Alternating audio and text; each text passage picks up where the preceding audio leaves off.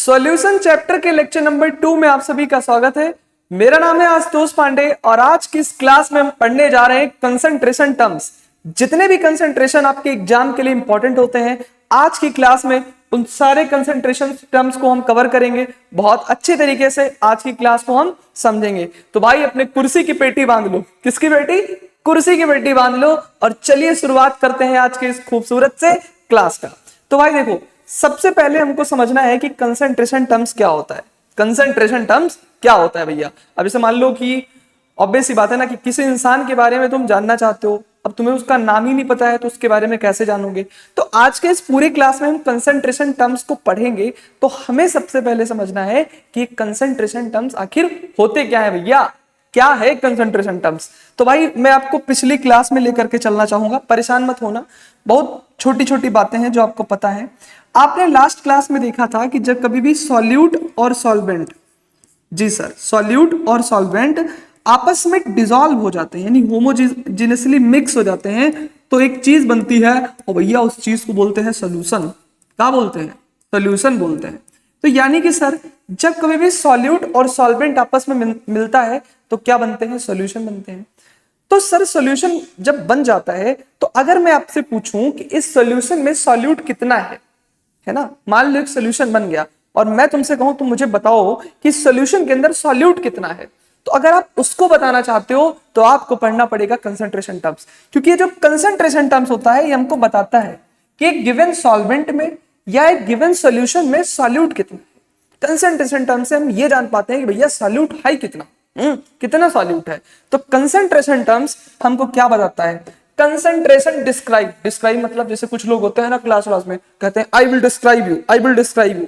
तो concentration term describe करता है कि कितना सॉल्यूट है, how much solute is present in a given amount of solution और solvent. That's it, that's it. अब वो कोई सा भी कंसंट्रेशन टर्म हो, चाहे वो मोलारिटी हो, चाहे वो आपका मोलालिटी हो, है ना, चाहे आपका मोल फ्रैक्शन हो, है ना, सारे कंसंट्रेशन टर्म को आज हम देखेंगे। मोल फ्रैक्शन हो या आपका पीपीएम हो और बहुत सारे होते हैं, W/W, W/V, V/V, ये सारे कंसंट्रेशन टर्म्स का एक काम होता है, ये हमको ये बताते हैं कि एक गिवन सॉल्यूशन में या एक गिवन सॉल्वेंट में कितना सॉल्यूट है। That's it. जैसे मान लो भी गर्मी का टाइम चल रहा है और मैं तुमसे कहूं रूह अफ़ज़ा बनाओ, रूह अफ़ज़ा मतलब समझते हो, पानी लो और पानी में चीनी डाल दो, बनाओ। ठीक है सर, बनाएंगे। अभी जब तुम ऐसा करोगे ना, जब तुम पानी में चीनी को डालोगे तो एक सोल्यूशन बन जाएगा। मैं तुमसे पूछूं कि इस सोल्यूशन में सॉल्यूट कितना है, तो अगर आप वो बताना चाहते हो तो आपको पढ़ना पड़ेगा कंसंट्रेशन टर्म। मतलब कंसंट्रेशन टर्म, लास्ट बार बोल रहा हूं, कंसंट्रेशन टर्म्स हमको ये बताता है कि एक गिवन सॉल्वेंट में या सॉल्यूशन में सॉल्यूट की कितनी कंसंट्रेशन है, कितनी मात्रा है। ठीक है भैया? जी सर। अब आइए स्टार्ट करते हैं। ओ कैमरा, कैमरा,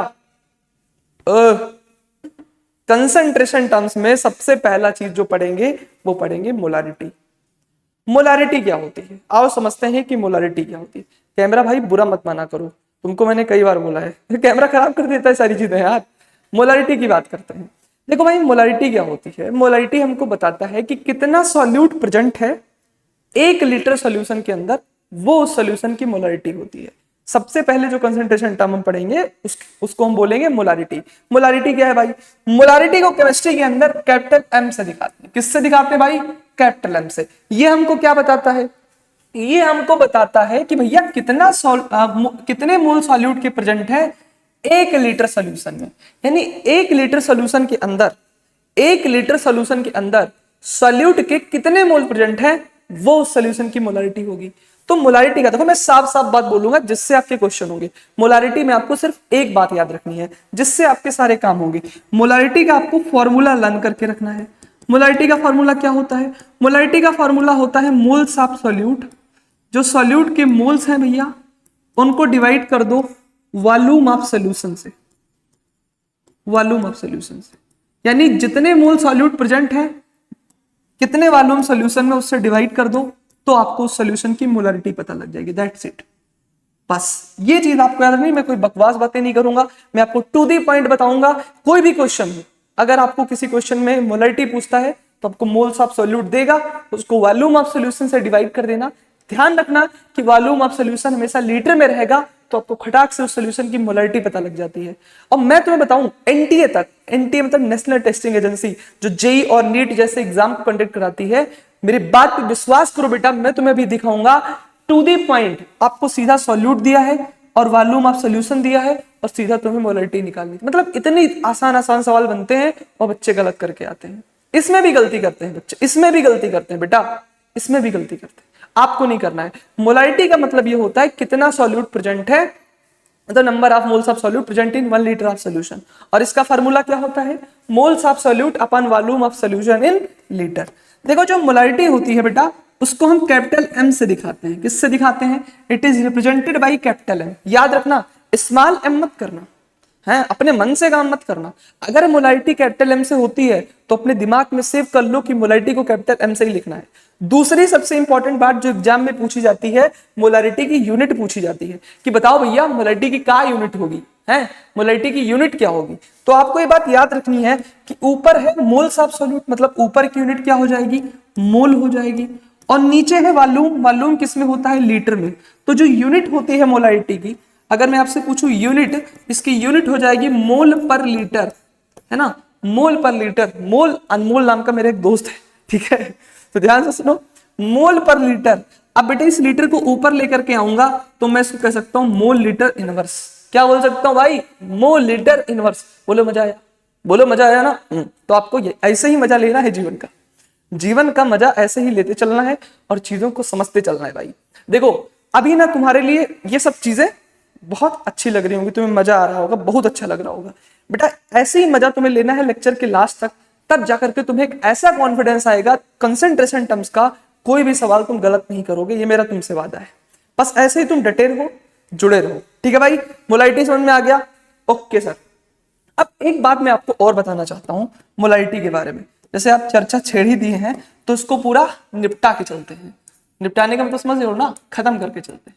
तो मोलरिटी के बारे में कुछ और बातें देखते हैं, कुछ और बातें पढ़ते हैं कि आखिर में मोलरिटी में किस किस तरीके के सवाल आते हैं। सबसे पहली बात आपको जो समझना है वो ये समझना है कि मोलरिटी का फार्मूला क्या होता है। अभी सर मैंने आपको बताया है कि मोलरिटी जो होती है उसको कैपिटल एम से दिखाते हैं। ये होता है मोल्स ऑफ सॉल्यूट, देखो मैं बार बार लिख रहा हूं क्योंकि इसकी जरूरत हमें लास्ट तक पड़ेगी, अपॉन वॉल्यूम ऑफ सोल्यूशन। क्या होता है भाई, moles of solute upon volume of solution. पर याद रखना है वॉल्यूम ऑफ सोल्यूशन किस में होगा मास्टर साहब, लीटर में होगा। मान लो मैं तुमसे कहूं, मान लो, अबे मान कर लो, मैं तुमसे कह ही रहा हूं मानना तो तुमको पड़ेगा ही। सर बचपन से हम सबकी बात मानते आ रहे हैं सर, हमारी बात कौन मानेगी दुनिया, कब मानेगी दुनिया। देखो देखो पहले इधर देखो, मान लो कि हमने एक बीकर लिया, बिकरवा लिया। क्या लिया, बिकरवा। अच्छा गाँव में क्या होता है, जैसे रामू नाम है तो कहेंगे रमुआ, है ना, मतलब अजीब सी चीजें हैं, है ना। पंडित तो पंडितवा, मतलब ऐसा होता है भाई।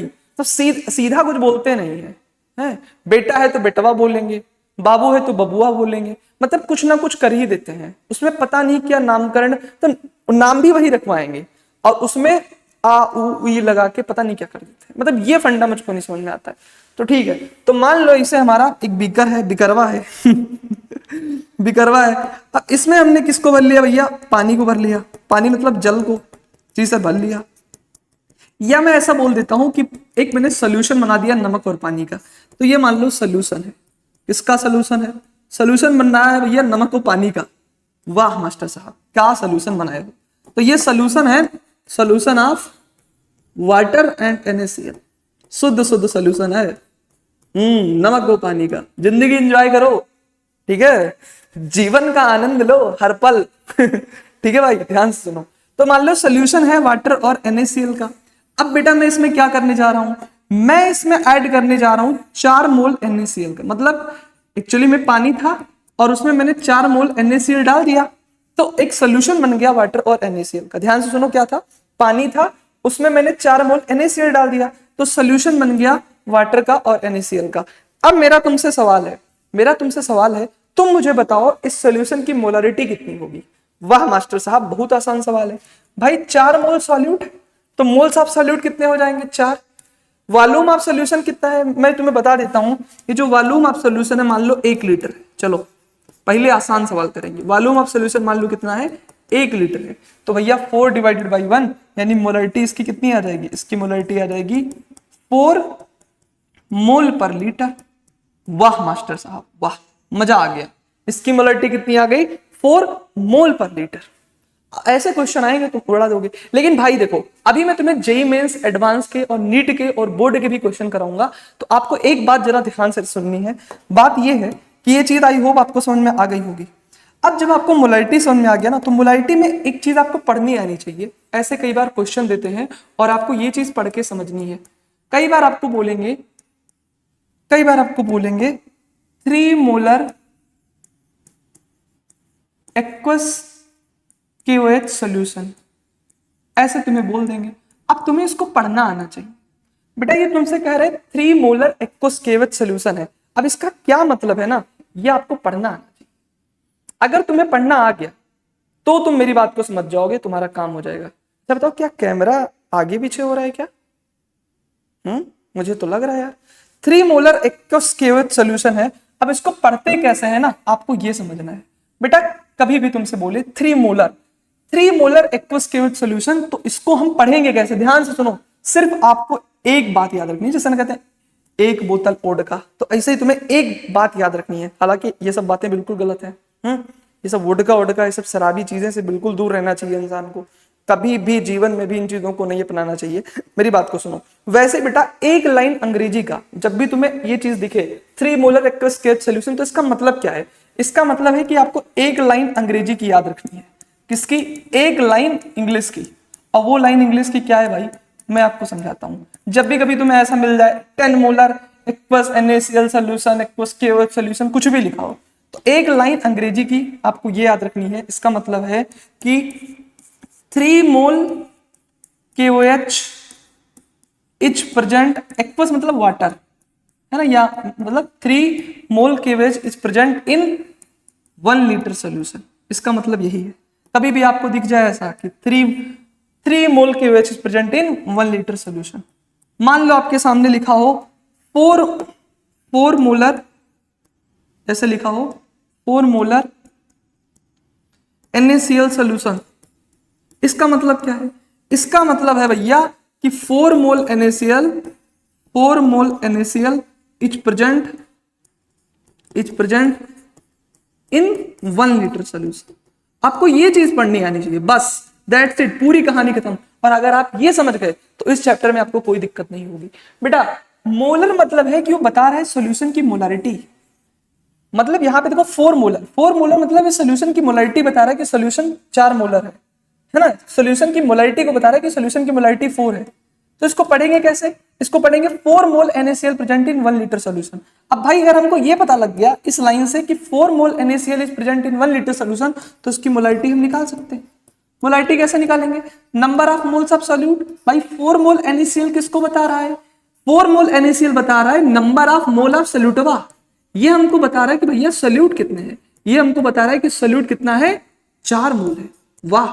Present in 1 litre solution. 1 litre solution मतलब क्या बता रहा है? ये बता रहा है वॉल्यूम ऑफ, क्या बता रहा है? Volume of solution. तो भैया मोल्स को 1 से डिवाइड करेंगे, मतलब 4 मोल है 1 लीटर सोल्यूशन में, तो इसकी मोलारिटी कितनी आ जाएगी? इसकी मोलारिटी आ जाएगी 4।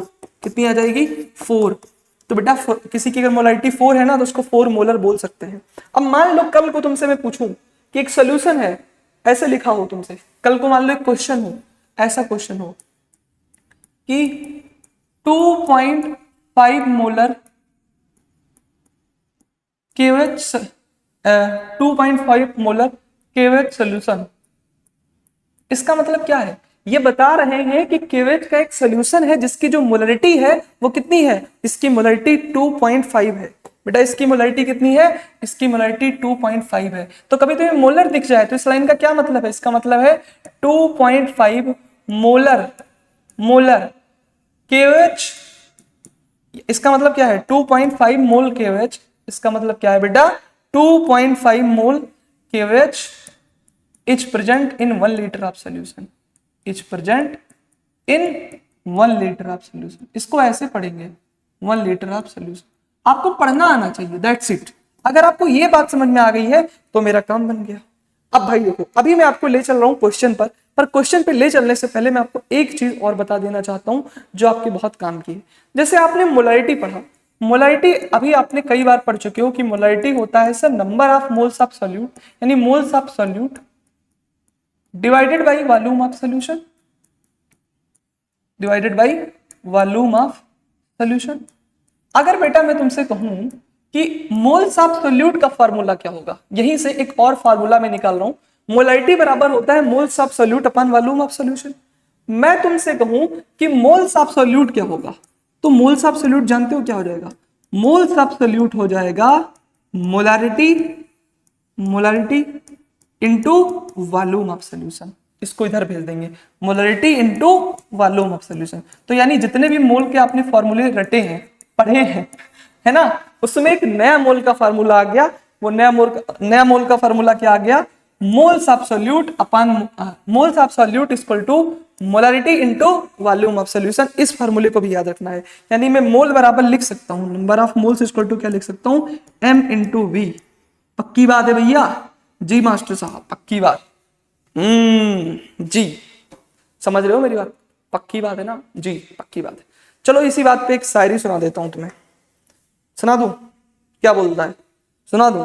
तुम भी याद रखोगे, सुन लो, सुन लो भैया, सुन लो। सुनाऊं? बेंजीन सी खुशबू तेरी, बेंजीन सी खुशबू तेरी, रहने दो, तुम लोग सुने हो बेटा, रहने दो। अभी आगे आगे आगे सुनाऊंगा, पक्की बात है सुनाऊंगा। तो मोलारिटी आपको समझ में आ गई। अब चलो ना मोलारिटी के ऊपर कुछ क्वेश्चंस कर लेते हैं। क्या कर लेते हैं? कुछ क्वेश्चन कर लेते हैं मोलारिटी के ऊपर। फिर अभी मैं आपको एक शायरी सुनाऊंगा, जोर तोड़ शायरी है ना। वो शायरी ऐसे है कि बेंजीन सी खुशबू तेरी अल्कोहल सी आंखें हैं, बेंजीन सी खुशबू तेरी अल्कोहल सी आंखें हैं, टेस्ट ट्यूब सा हुस्न तेरा फ्रक्टोज सी बातें हैं। इसी के साथ चलिए इस क्वेश्चन को निपटा देते हैं भाई। उसके बाद जेईई मेंस और एडवांस की बहुत सारे सवाल को भी हम टाइम टाइम फिक्स कर देंगे। पहला सवाल, a solution contains 0.365 gram of pure HCl। ध्यान देना भाई, ध्यान देना भैया।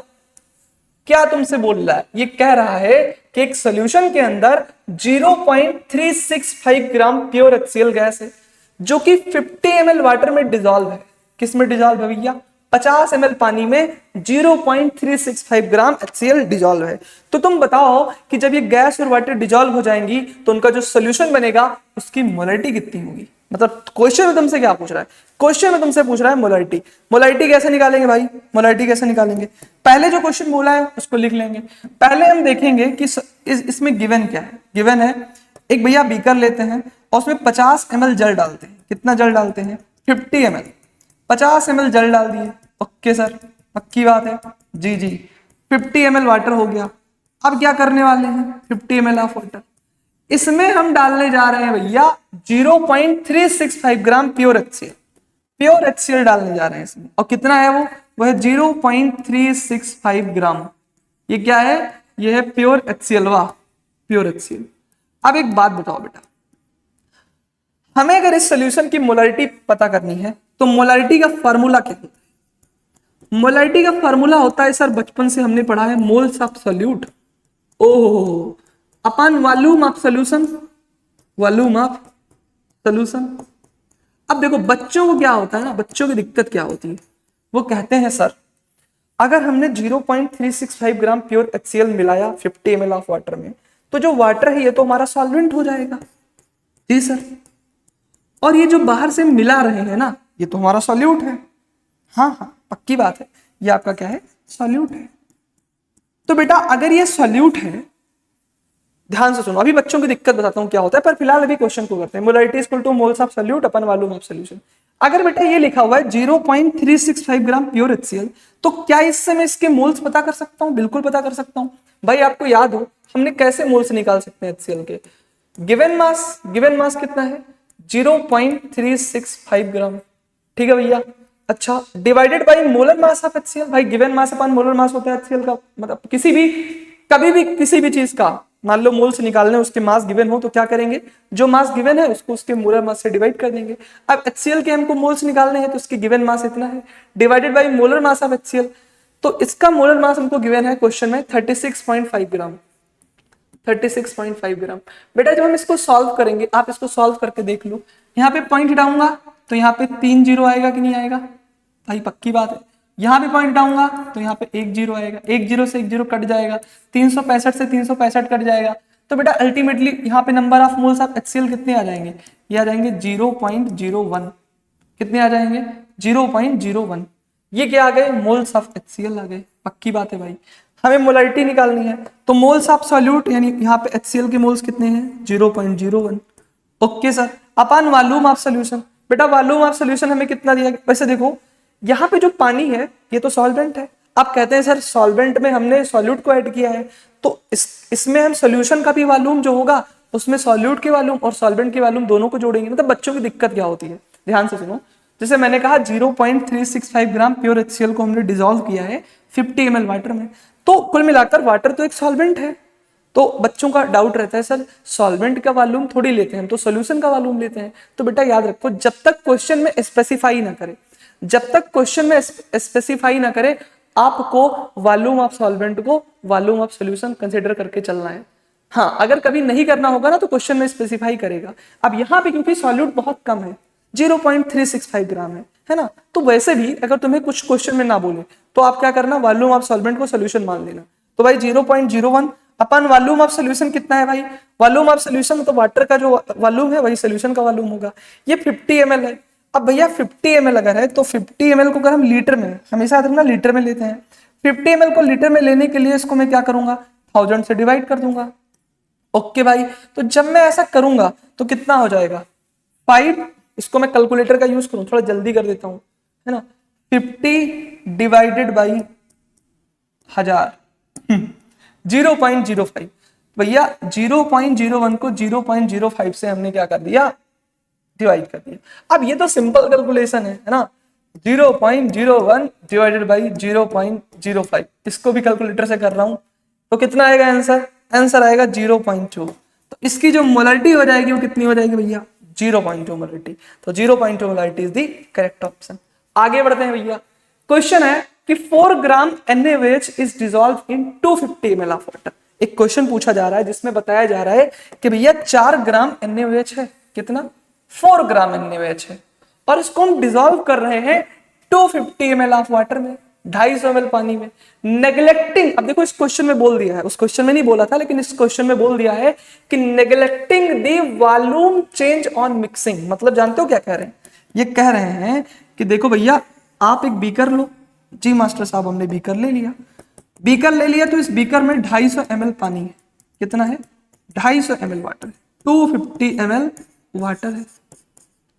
अब इसमें हम क्या करने वाले हैं, अकॉर्डिंग टू क्वेश्चन इसमें हम ऐड करने वाले हैं 4 ग्राम NaOH, 4 ग्राम NaOH हम ऐड करने वाले हैं।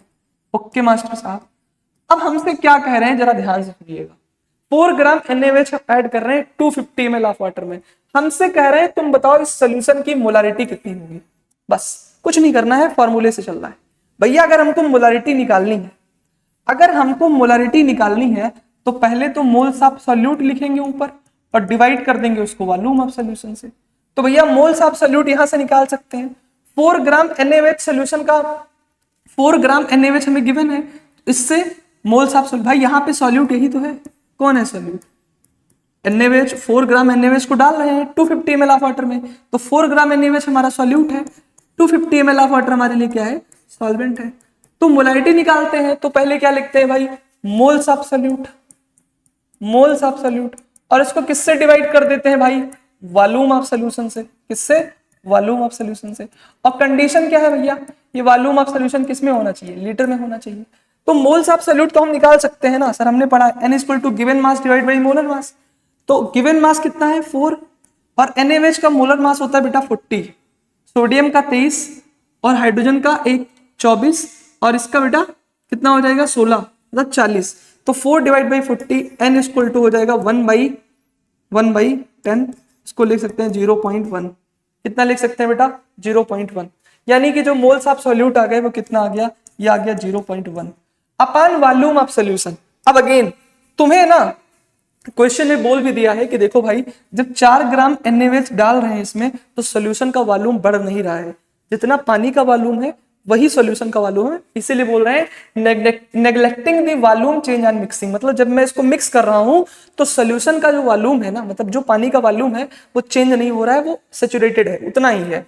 तो ये क्वेश्चन में बोल रहे हैं, तो इसका मतलब क्या है? इसका मतलब ये है कि जो सॉल्वेंट का वॉल्यूम है वही हमको सॉल्यूशन का वॉल्यूम मान के चलना है। जब भी कभी ऐसा हो तो volume of solvent is equal to क्या कर लेंगे भैया, वॉल्यूम ऑफ सॉल्यूशन कर लेंगे। जब तक क्वेश्चन में स्पेसिफाई ना करें कि वॉल्यूम चेंज हो रहा है, आपको यही काम करना है भाई, वॉल्यूम ऑफ सॉल्वेंट को वॉल्यूम ऑफ सॉल्यूशन लेकर के चलना है, ठीक है। कम नहीं चलना है वो बताऊंगा।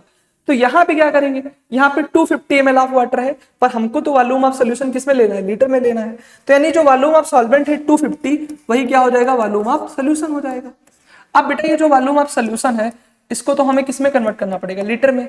तो भाई वॉल्यूम ऑफ सॉल्यूशन को लीटर में कन्वर्ट करना चाहते हैं तो 250 डिवाइड बाई 1000 कर देंगे, और 1000 करेंगे तो बेटा ये ऊपर चला जाएगा। पक्की बात है ना भाई, 250 ml को 1000 से डिवाइड करेंगे, अल्टीमेटली ऊपर चला जाएगा, ये कट जाएगा, 25 चौका 100। तो इसकी मोलरिटी कितनी हो जाएगी, इसकी मोलरिटी हो जाएगी 0.4, ठीक है। इसकी मोलरिटी कितनी हो जाएगी 0.4। 0.4 मोलरिटी की यूनिट क्या होती है, मोल पर लीटर। बस ऐसे क्वेश्चंस आते हैं आपके सामने। अब calculate molarity of 900 gram pure water. देखो ये क्वेश्चन सबके बस की बात नहीं है। ये क्वेश्चन भाई मैं बोलूंगा ये एक ऐसा क्वेश्चन है जो बच्चे जेई और नीट की प्रिपरेशन कर रहे हैं भाई, इस क्वेश्चन को आप बहुत ध्यान से देखें।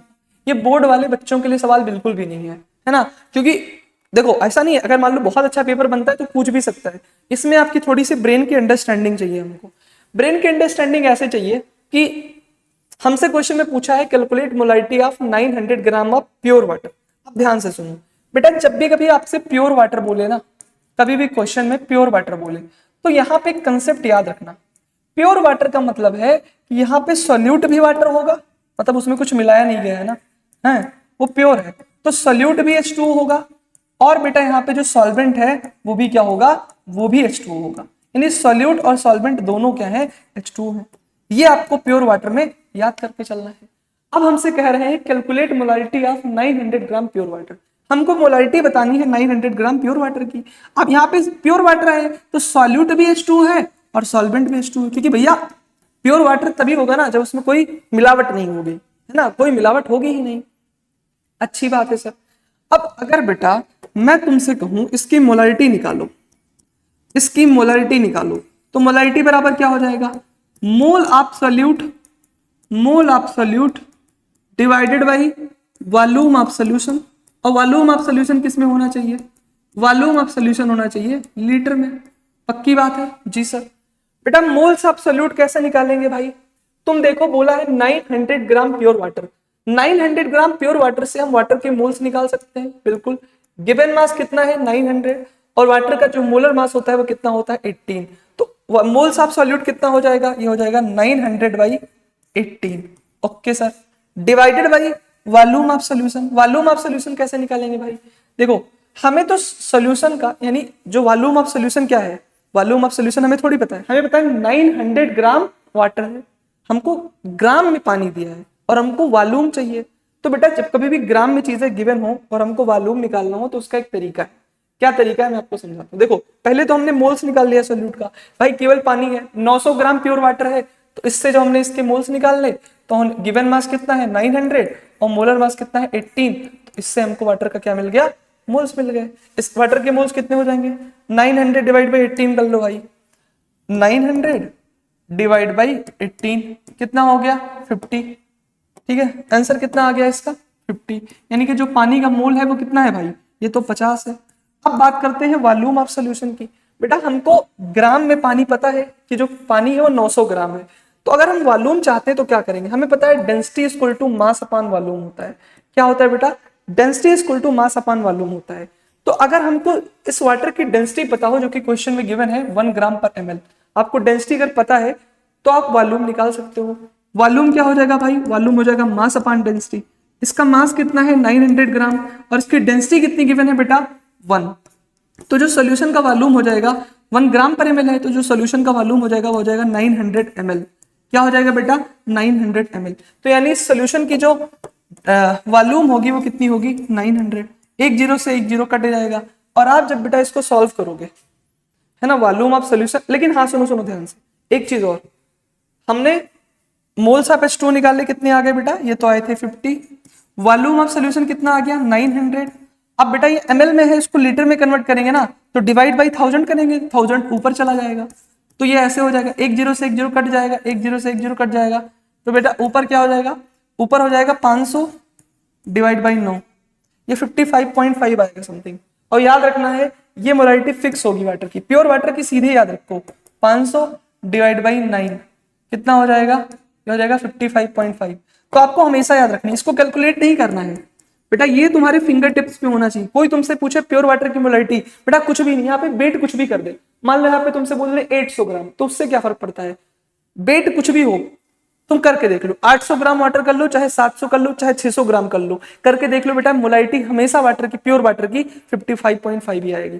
विश्वास ना पड़े तो करके देख लेना, मैं चैलेंज करता हूं तुम्हें, करके देख लो भाई।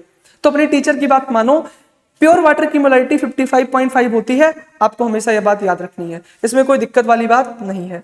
आगे बढ़ते हैं, ये नीट 2016 का सवाल है, इसको मैं आपको होमवर्क में देता हूं कि HW है, प्लीज इसको कर लेना, बहुत आसान क्वेश्चन है, इसमें कोई दिक्कत वाली बात आपको नहीं है।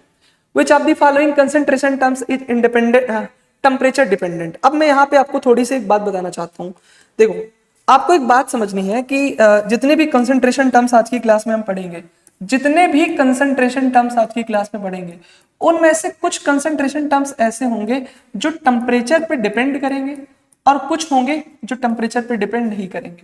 तो जितने भी कंसंट्रेशन टर्म्स हैं उसको मैं कह सकता हूं कुछ होंगे टेम्परेचर डिपेंडेंट, कुछ क्या होंगे बेटा, कुछ होंगे टेम्परेचर डिपेंडेंट, यानी वो कंसंट्रेशन टर्म्स टेम्परेचर पे डिपेंड करेंगे, तो अगर वो डिपेंड करेंगे तो उसको बोलेंगे टेम्परेचर डिपेंडेंट।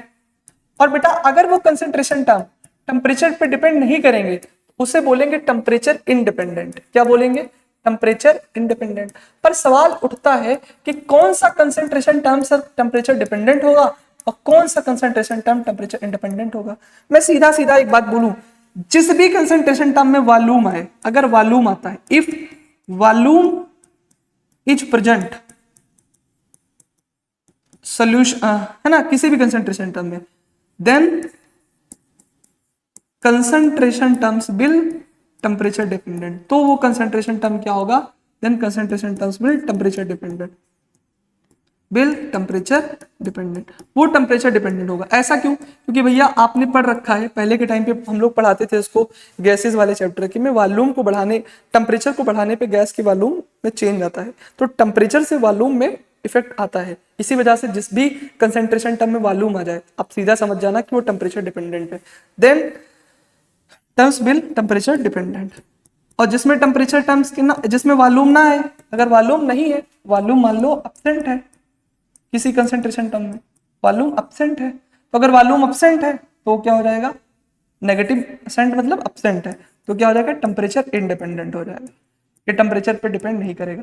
अब मेरा तुमसे सवाल है, ये जो मोलारिटी है इसका फार्मूला क्या होता है, number of moles of solute upon volume of solution, यही तो पढ़े हो बेटा। इसमें वॉल्यूम आ रहा है, इसमें वॉल्यूम आ रहा है, तो नोट डाल करके इस बात को लिखना है, क्योंकि इसमें वॉल्यूम का टर्म आता है, तो ये क्या है, ये टेम्परेचर डिपेंडेंट है, ये क्या है, टेम्परेचर डिपेंडेंट है, टेम्परेचर पे डिपेंड कर रहा है। तो जिस भी कंसंट्रेशन टर्म में वॉल्यूम आ जाएगा वो टेम्परेचर डिपेंडेंट होगा। और इसी पे आपके एग्जाम में एक बार क्वेश्चन पूछा गया है कि बताओ, 2017 की बात है, नीट ने सवाल पूछ लिया, which of the following concentration term is temperature dependent.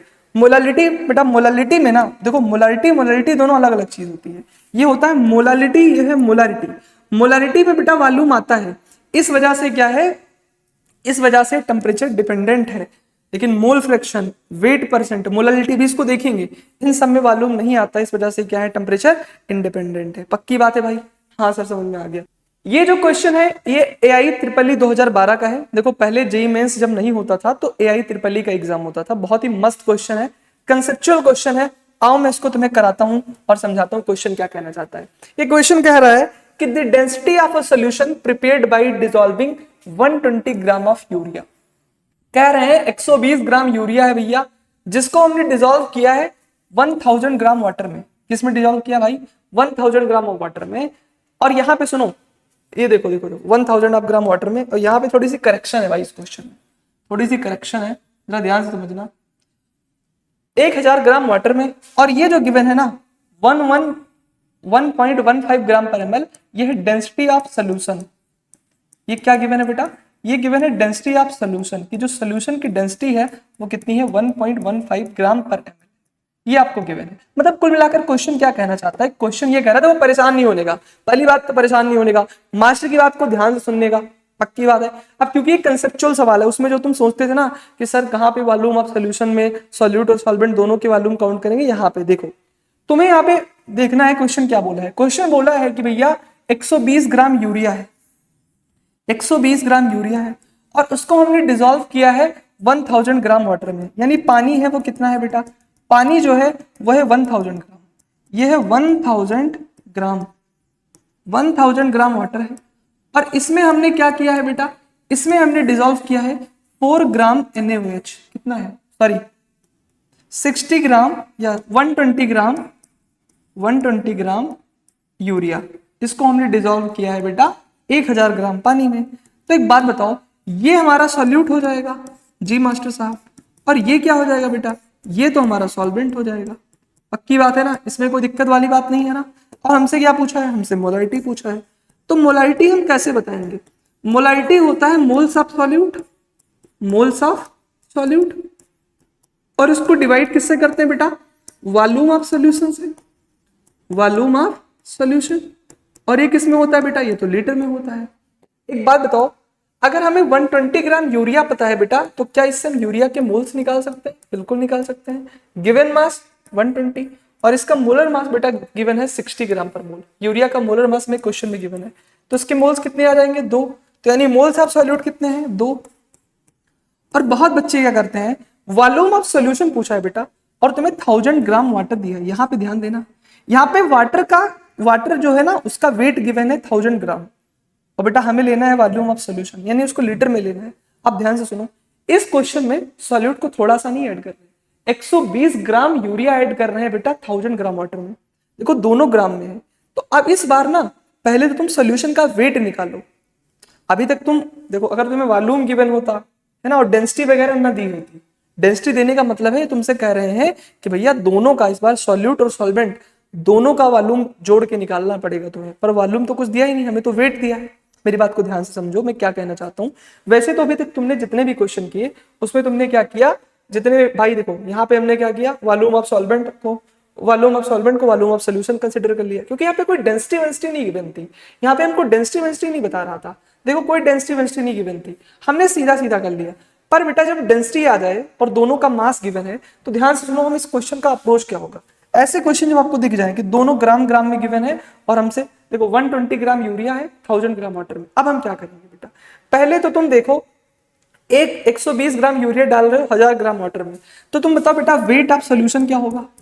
Weight of solution मतलब weight of solute plus wait of solvent.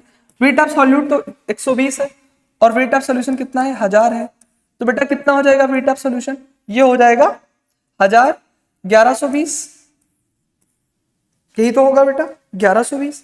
ये हमारा क्या है, ये हमारा है weight of solution.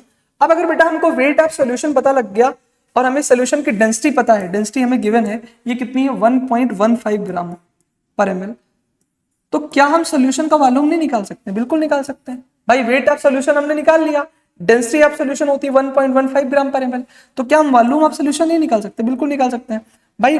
Density equal to होता है मास अपॉन वॉल्यूम, तो बेटा वॉल्यूम इक्वल टू क्या हो जाएगा, mass upon density, volume equal to क्या हो जाएगा, mass upon density.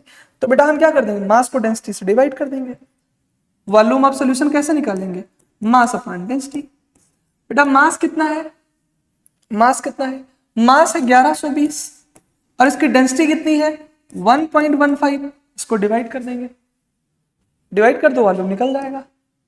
1120 divided by 1.15 करेंगे कितना आएगा भाई, ये आ गया 973.91, कितना आया 973.91, पर ये वॉल्यूम जो आया ml में आया है, क्योंकि डेंसिटी ml में है और वेट भी जो हमने लिया वो ग्राम में लिया है, तो वॉल्यूम किस में आया है, ml में आया है।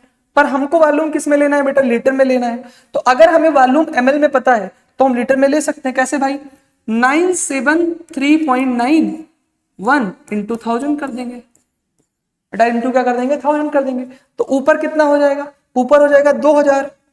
ध्यान से सुनो, ये जो सोल्यूशन की डेंसिटी आई, ये जो सोल्यूशन का वॉल्यूम आया कितना है 973.91, ये ml में है, तो इसको लीटर में कन्वर्ट करने के लिए 1000 से डिवाइड करेंगे तो 1000 ऊपर चला जाएगा। तो कितना हो जाएगा, अब जरा देखते हैं क्या आएगा इसका आंसर। ये हो जाएगा बेटा, ऊपर हो जाएगा 2000 डिवाइडेड बाई 973.91, आंसर कितना आएगा 2.053। ये देखो 2.05, तो इसकी मोलैरिटी कितनी आ जाएगी, इसकी मोलैरिटी आ जाएगी 2.05। तो ये क्वेश्चन बड़ा कंसेप्चुअल था, इसमें आपको सोल्यूशन का वॉल्यूम नहीं गिवन था।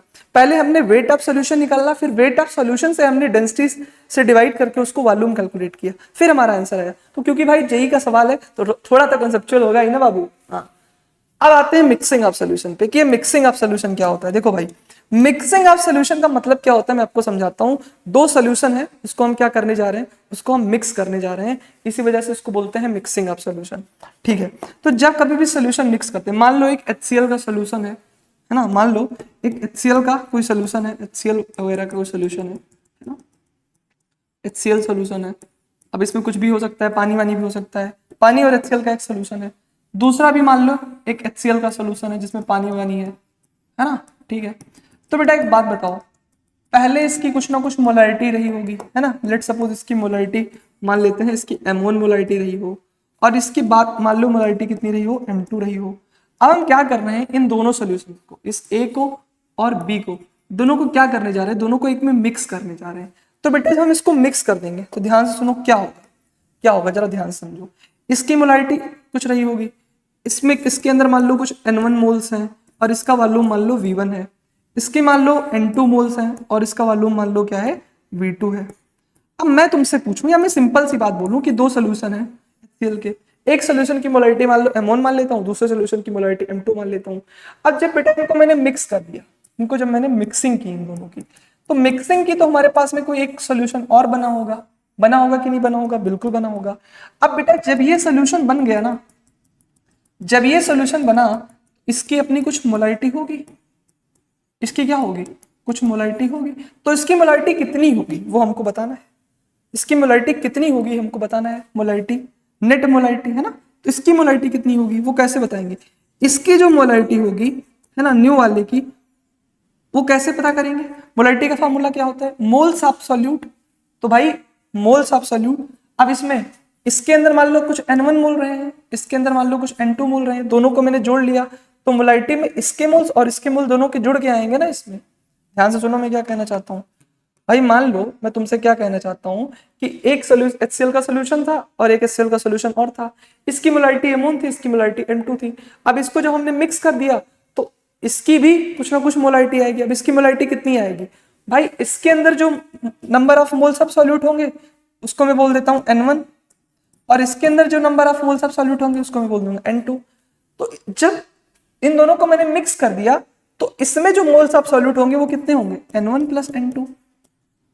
और बेटा अगर इसका वॉल्यूम है V1 और इसका वॉल्यूम है V2, तो इसके अंदर जो वॉल्यूम आएंगे वो कितने हो जाएंगे, V1 प्लस V2 हो जाएंगे कि नहीं हो जाएंगे। नेट मोलैरिटी निकाल रहे हैं ना, नेट मोलैरिटी कितनी भाई, इन दोनों को मिक्स किया, इसका मोल N1 थे, इसके मोल N2 थे, तो रिजल्टेंट जो मोल होंगे N1 प्लस N2। इसका वॉल्यूम V1 था, इसका वॉल्यूम V2 था, तो इसका जो वॉल्यूम होगा V1 प्लस V2।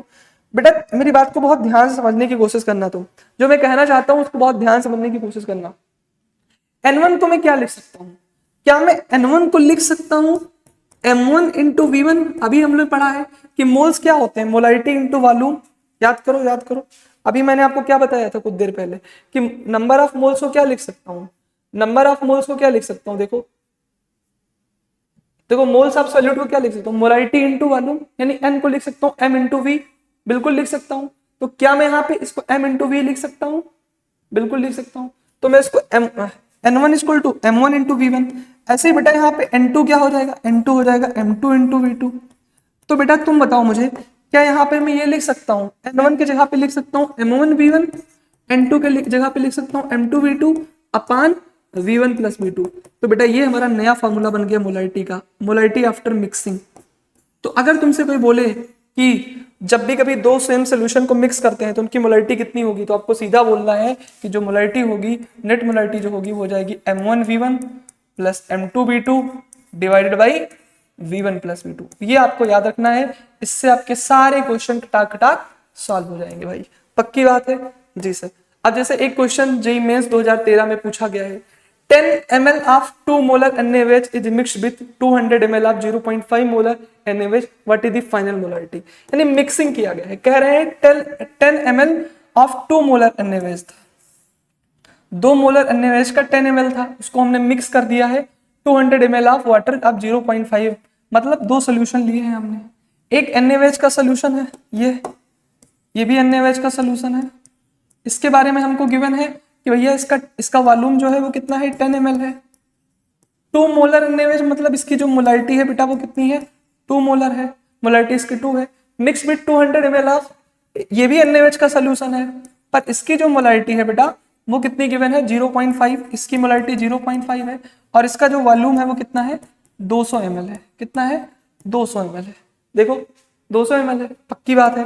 अब हमसे पूछ रहे हैं बताओ जब इनको मिक्स कर देंगे तो इनकी रिजल्टेंट जो मोलैरिटी होगी वो कितनी हो जाएगी, what is the final molarity. नहीं, फाइनल मोलैरिटी पूछे, इसका फार्मूला क्या होता है, ये होता है M1V1 plus M2V2 divided by V1 plus V2, यही होता है ना, पक्की बात है ना भाई, पक्की बात है ना, बोलो बोलो, पक्की बात है ना भैया, बिल्कुल पक्की बात है। अब ध्यान से देखो बेटा, M1V1 मतलब ये जो है इसको मैं M1 बोल देता हूँ, इसको V1 बोल देता हूँ, इसको V2, इसको M2। तो बताओ बेटा इसकी M1V1 करेंगे तो कितना हो जाएगा, 2 × 10, पर याद रखना ये ml में है तो उसको लीटर में कन्वर्ट करने के लिए 1000 से मल्टीप्लाई कर, मतलब डिवाइड कर देते हैं, और यहाँ पे M2 निकालेंगे तो हो जाएगा M2 × V2। अगेन ये ml में है तो वॉल्यूम तो लीटर में होना चाहिए ना बेटा, याद रखना इन सब फार्मूले में वॉल्यूम को लीटर में लेना है। तो M2 तो 0.5 है और V2 कितना हो जाएगा, वॉल्यूम 200 ml, इसको डिवाइड कर देंगे 1000 से। बेटा जब 1000 से डिवाइड करेंगे तो क्या हो जाएगा, ध्यान से देखते हैं, पहले तो इसको सॉल्व कर लेते हैं, आराम से करते हैं भाई, जगह की कमी हो गई हमारे पास, स्पेस की कमी है, तो इस क्वेश्चन को एक काम करता हूँ मैं, छोटे छोटे में सॉल्व करता हूँ, परेशान नहीं होने का, इसको छोटा कर देता हूँ थोड़ा सा, है ना, बहुत स्पेस ले रहा है, बोर्ड भी कम पड़ जा रहा है। तो बेटा एक बीकर हमारे पास ये है, एक बीकर ये है, दोनों में NaOH का सोल्यूशन गिवन है, इसमें भी NaOH का सोल्यूशन है, इसमें भी NaOH का सोल्यूशन है, दोनों में NaOH का सोल्यूशन है, पक्की बात मास्टर। इसकी जो मोलैरिटी गिवन है वो हमको मोलैरिटी गिवन है 2 मोलर, इसकी जो मोलैरिटी गिवन है उसका 0.5 मोलर, इसको मैं M1 बोल देता हूँ, इसको मैं M2 बोल देता हूँ। इसका जो वॉल्यूम है वो कितना गिवन है, इसका वॉल्यूम गिवन है 10 ml है, और इसका जो वॉल्यूम गिवन है बेटा वो कितना गिवन है, वो गिवन है 200 ml। अब बेटा हमसे रिजल्टेंट मोलैरिटी पूछ रहा है।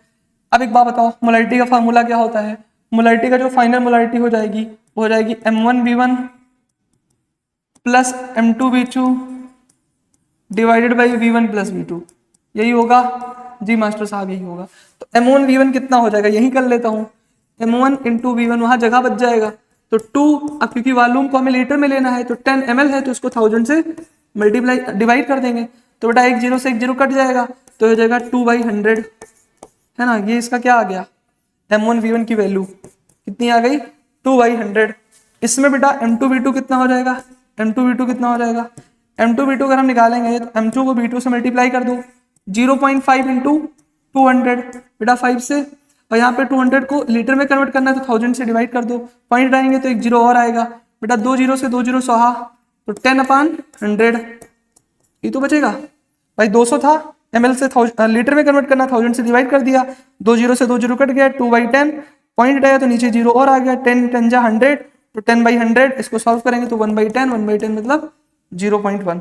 अब इसको 1/10 ही रहने देते हैं, क्या करते हैं 1/10 ही रहने देते हैं, कोई दिक्कत नहीं है।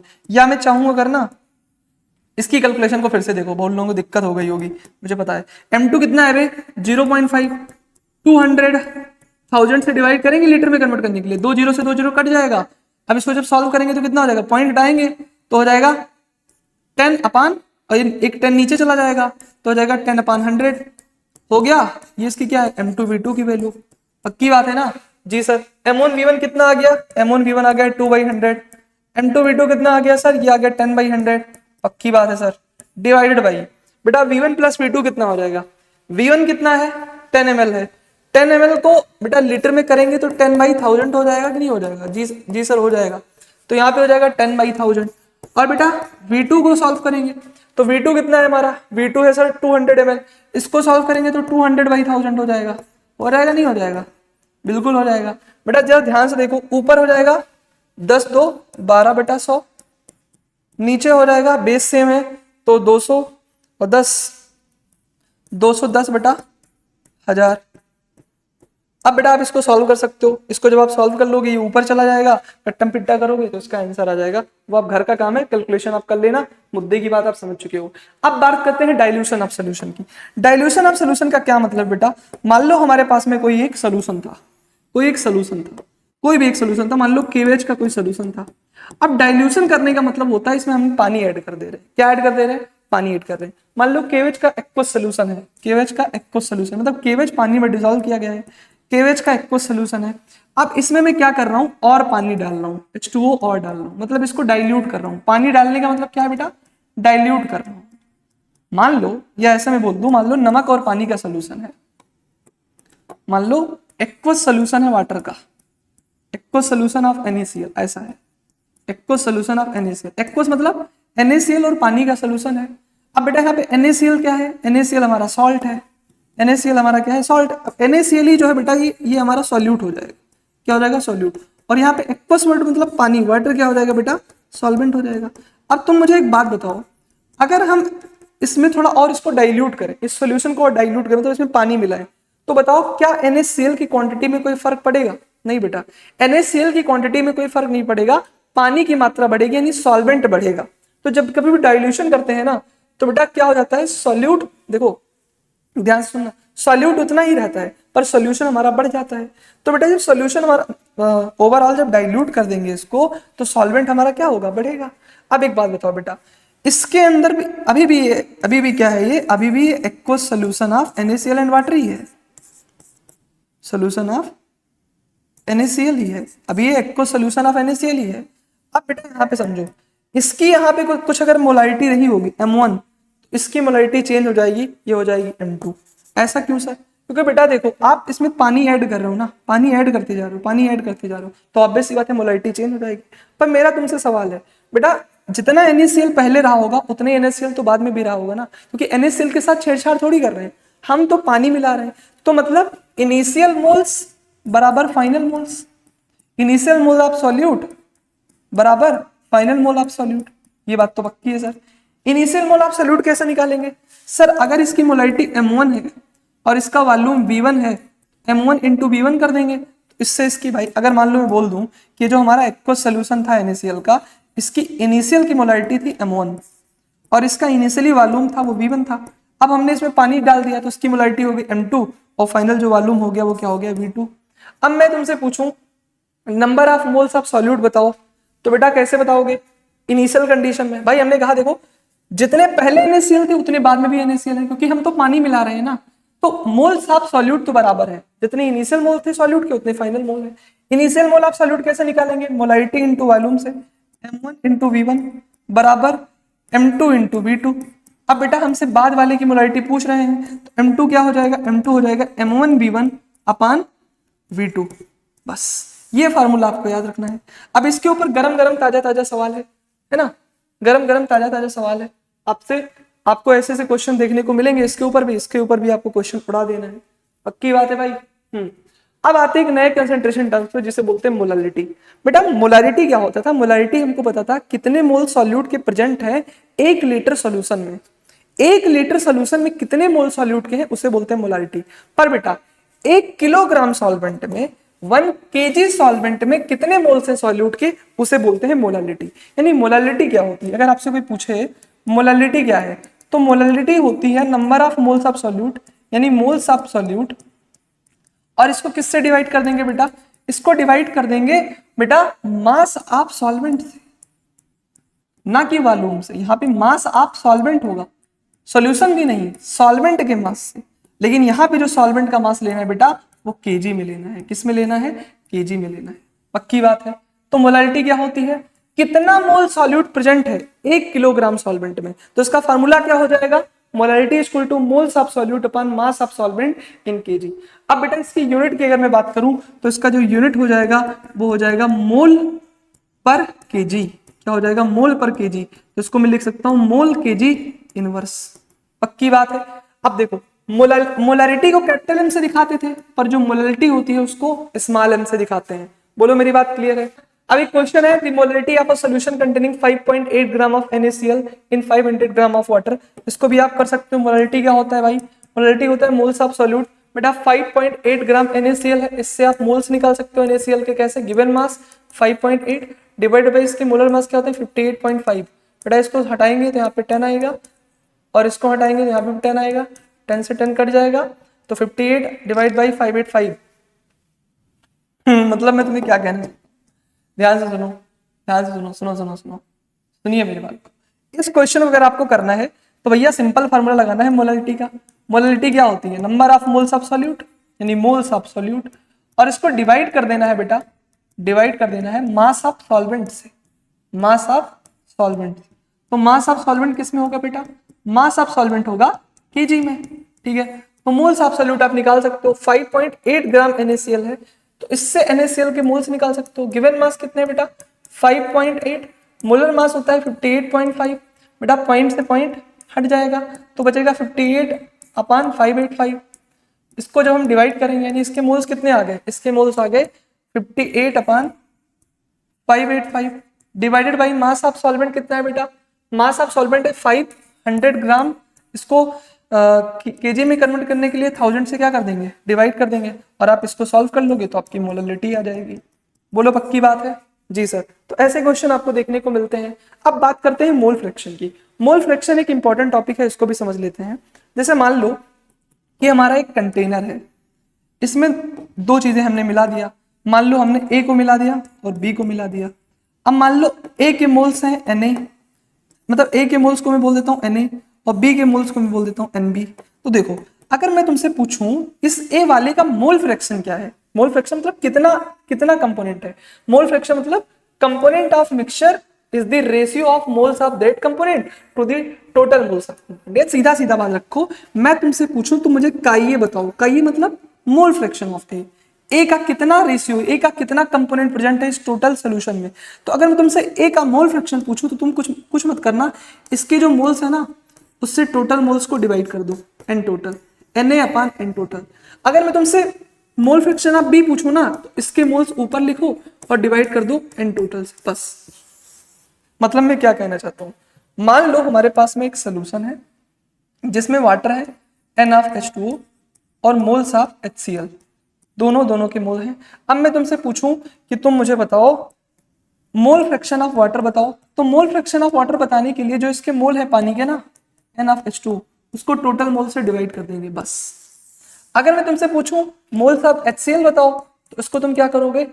इसके मोल्स मतलब मोल फ्रैक्शन ऑफ HCl बताओ तो इसके moles of HCl divide by total mole of solution, बस यही करना होता है। तो मतलब मोल फ्रैक्शन अगर हमें किसी का पता करना है तो उसके moles divide by total mole, उसके mole divide by total moles. इससे हम क्या कर सकते हैं? मोल फ्रैक्शन को पता कर सकते हैं। मान लो हमारे पास में एक कंटेनर है, इसमें दो चीजें हैं, एक ए है एक बी है। अगर इसके मोल्स को Na बोल दूं, इसके मोल्स को Nb बोल दूं, मैं तुमसे पूछूं बताओ मोल फ्रैक्शन ऑफ ए, इसको बोलते हैं काइए, ये कितना होगा? तो हो जाएगा इसके moles divided by total mole. Total mole मतलब Na प्लस Nb, तो इसको ऐसे भी लिख सकता हूं भाई, जिसका मोल फ्रैक्शन पूछा उसके moles divide by total moles. अगर मैं तुमसे पूछूं मोल फ्रैक्शन ऑफ बी तो क्या हो जाएगा? Nb अपान Na प्लस Nb। अब बेटा मैं तुमसे बोलूं काइए और काइबी को जोड़ो, मतलब दोनों को जोड़ दो एक सोल्यूशन में, काइए और काइबी, इनको अगर जोड़ दिया जाए ना तो काइए प्लस काइबी बराबर 1 होता है। क्या होता है बेटा? 1 होता है, ये आपको बात याद रखनी है। अब बेटा एक क्वेश्चन और है, एक मोलैलिटी का आप लोग फार्मूला याद कर लेना। मोलैलिटी और मोल फ्रैक्शन के बीच में रिलेशन होता है, एक रिलेशन देखने को मिलता है मोलैलिटी और मोल फ्रैक्शन के बीच में। ये रिलेशन आप एज इट इज याद रखना, मोलैलिटी इज इक्वल टू, याद रखना मोलैलिटी और मोल फ्रैक्शन के बीच में एक रिलेशन होता है कि मोलैलिटी इज इक्वल टू आप बोल सकते हो moles of solute upon moles of solvent, मतलब sorry mole fraction of solute upon mole fraction of solvent into its molecular mass, यानी वेट ऑफ सॉल्वेंट। तो क्या बोलते हैं? Molecular mass of solvent, molecular mass of solvent. पर ये KG में होना चाहिए, अगर केजी में नहीं है तो उसको क्या कर देंगे? 1000 से डिवाइड कर देंगे, मतलब डिवाइड कर देंगे तो ये ऊपर चला जाएगा। तो ये एक रिलेशन होता है, आप इसको याद कर सकते हो, ये फॉर कॉम्पिटिटिव एग्जाम। ठीक है, जहां क्वेश्चन आएगा मैं करवा दूंगा, परेशान मत हो। ठीक है भाई, आगे बढ़ते हैं। अब ये क्वेश्चन दिया गया है, सेम फार्मूले पे लग जाएगा बेटा। ये भी मैं आपको एक होमवर्क देता हूँ क्योंकि लेक्चर को जल्दी खत्म करना है भाई, 2 घंटे का लेक्चर नहीं बनाना है। सेम फार्मूला जो पीछे गिवन है इससे क्वेश्चन हो जाएगा, प्लीज इसको ट्राई करना, बहुत आसान सवाल है भाई, पक्की बात है, हो जाएगा, परेशान नहीं होने का। ठीक है, अब बात करते हैं वेट बाई वेट परसेंट की, डब्ल्यू बाई डब्ल्यू परसेंट की। बेटा डब्ल्यू बाई डब्ल्यू परसेंट को बोलते हैं weight by wait percent. W by W percent क्या बताता है, ये बताता है वेट ऑफ सॉल्यूट, इसका जो फॉर्मूला होता है वो क्या होता है, weight of solute upon weight of solution into 100। इसका जो फॉर्मूला होता है वो क्या होता है, weight of solute upon weight of solution into 100।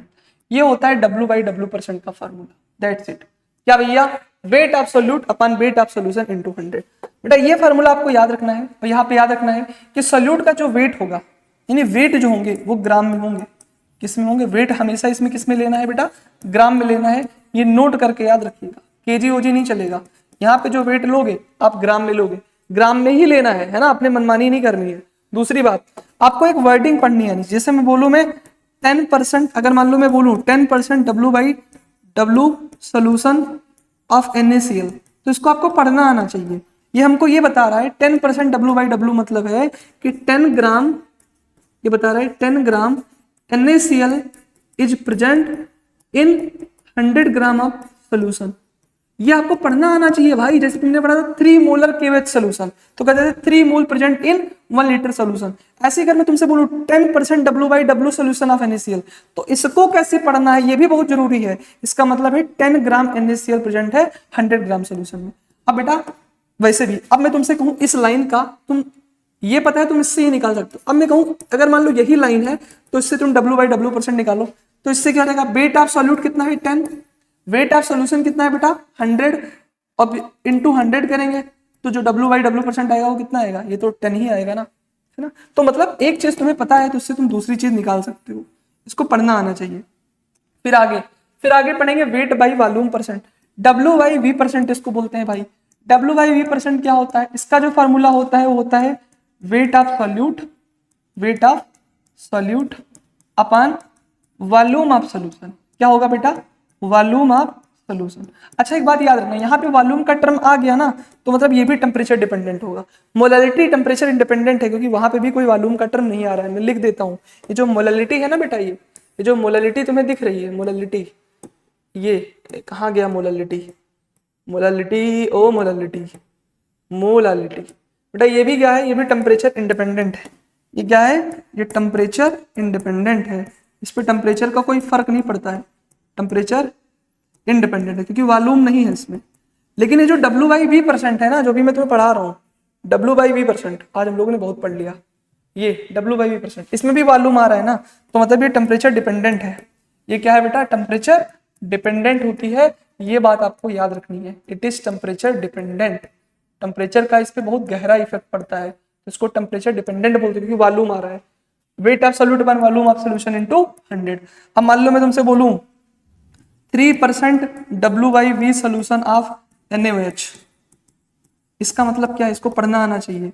अब नीचे वॉल्यूम आ गया ना, इसका मतलब क्या है, 3 ग्राम NaOH प्रेजेंट है 100 ml सोल्यूशन में। बेटा नीचे वॉल्यूम आ गया, वहां पे वेट था तो ग्राम बोलते थे, यहाँ पे वॉल्यूम आ गया तो 100 ml सोल्यूशन बोलेंगे, पक्की बात है। हाँ तो इसे ऐसे पढ़ना है आपको, वॉल्यूम बाई वॉल्यूम परसेंट, इसको बोलते हैं V बाई वी परसेंट, इसको क्या बोलते हैं, V बाई वी परसेंट। ये क्या होता है, ये होता है volume of solute upon volume of solution, upon volume of solution. और इसको भैया किससे मल्टीप्लाई कर देंगे, इससे मल्टीप्लाई कर देंगे 100 से, किससे मल्टीप्लाई कर देंगे 100 से, तो आपको क्या पता लग जाएगा, आपको पता लग जाएगा V बाई वी परसेंट। और सुनिए गौर फरमाइएगा मेरी एक बात को, अगर मान लो लिखा है 10% V by V of ethanol, तो इसको कैसे पढ़ेंगे, अब ऊपर नीचे दोनों वॉल्यूम है तो बोलेंगे 10 ml ethanol, 10 ml ethanol is present in 100 ml solution, तो इसको ऐसे पढ़ना है। अब एक लास्ट में पढ़ेंगे ppm, इसको बोलते हैं पार्ट्स पर मिलियन। पार्ट्स पर मिलियन क्या होता है भाई, पार्ट्स पर मिलियन क्या होता है इसको मैं आपको समझाता हूँ। इससे पहले मैं आपको एक शायरी सुनाता हूँ, इससे पहले मैं आपको एक शायरी सुनाता हूँ कि भाई देखो जरा ध्यान से सुनना। एक बच्चे ने मुझे लिख करके दिया था और ये चीज मुझे बहुत अच्छी लगी।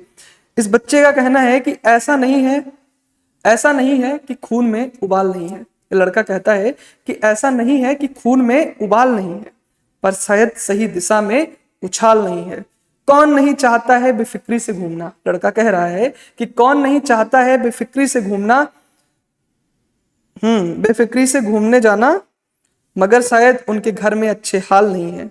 मैं भी चाहूं तो निकल जाऊं पहाड़ों पे चाय पीने, मैं भी चाहूं तो निकल जाऊं पहाड़ों पे चाय पीने, पर माँ ने आवाज दी है कि घर में दाल नहीं है। ये बच्चा कह रहा है, फिर से सुनो, ऐसा नहीं है कि खून में उबाल नहीं है, ऐसा नहीं है कि खून में उबाल नहीं है, पर शायद सही दिशा में उछाल नहीं है, पर शायद सही दिशा में उछाल नहीं है।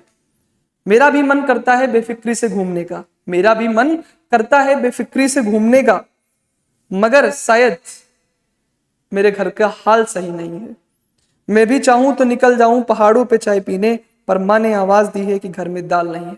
मतलब ये एक बहुत अच्छी इंस्पायरिंग लाइन है, मैं बोल नहीं पाया, मैं डाल दो, बहुत अच्छी है। ठीक है, तो बात करते हैं पार्ट्स पर मिलियन की। पार्ट्स पर मिलियन क्या होता है बेटा? जैसे तुमने W/W% था ना, वैसे पीपीएम होता है। पीपीएम मतलब क्या होता है? पीपीएम ये होता है, इसमें जो वेट ऑफ सॉल्यूट, इसमें भी क्या होता है, वेट ऑफ सॉल्यूट